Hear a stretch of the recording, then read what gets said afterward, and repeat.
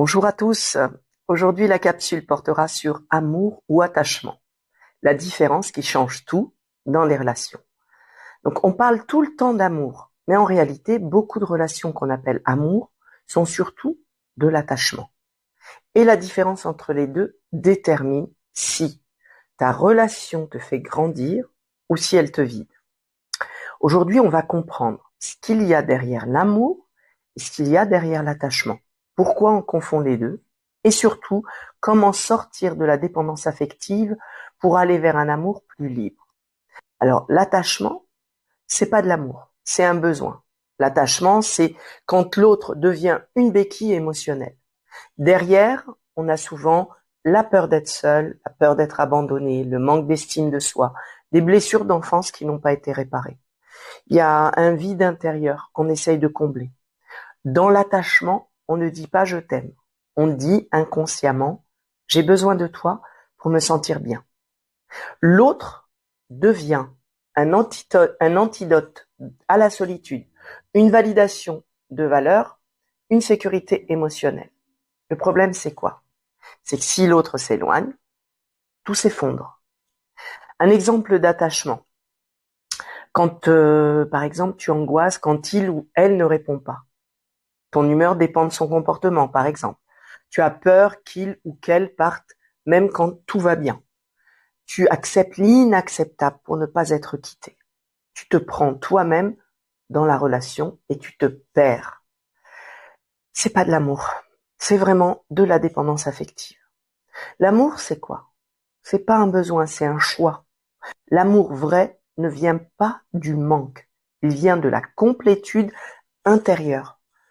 Dans l'amour, tu veux l'autre, mais tu n'as pas besoin de lui ou d'elle pour exister. Tu partages. Tu ne t'accroches pas.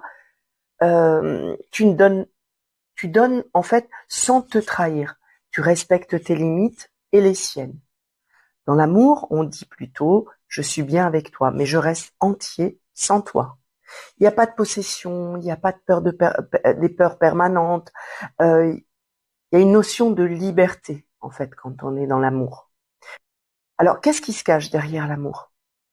Derrière l'amour, on trouve la sécurité intérieure, l'estime de soi, la capacité à être seul, la maturité émotionnelle, la responsabilité de son propre bonheur. L'amour, c'est deux personnes complètes. L'attachement, c'est deux manques qui s'accrochent. Alors, pourquoi on confond les deux? Parce que l'attachement est intense. Dans l'attachement, il y a de la jalousie, il y a de l'obsession, il y a les montagnes russes émotionnelles, passion destructrice. Mais on appelle ça je l'aime trop. Enfin, on dit souvent je l'aime trop. Non. Dès qu'il y a trop, c'est pas bon. En fait, derrière ce trop, il y a la peur de perdre la personne. Et c'est pas pareil. L'amour, ça apaise. L'attachement, ça agite. Comment passer, bien évidemment, de l'attachement à l'amour? C'est là que le vrai travail commence. On ne guérit pas la dépendance affective en trouvant la bonne personne. On la guérit en devenant une base de sécurité pour soi-même. Dans un premier temps, premier outil, se remplir au lieu d'attendre que l'autre le fasse.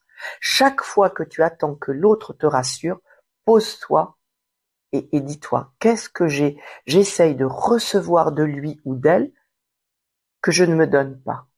Est-ce de la sécurité? Est-ce de l'attention? Est-ce de la validation? Est-ce tout simplement de l'amour? Et apprendre à te l'offrir toi, pour toi. Ça, c'est un premier outil, prise de conscience. Deuxième outil, tu peux faire de la respiration pour calmer la peur de l'abandon. Quand l'angoisse monte, par exemple, tu as envoyé un message, il n'a pas répondu, ou il y a de la distance, ou il y a un silence, tu supportes pas. Tu prends le temps d'inspirer 4 secondes. Tu bloques 4 secondes et tu expires sur 6 secondes.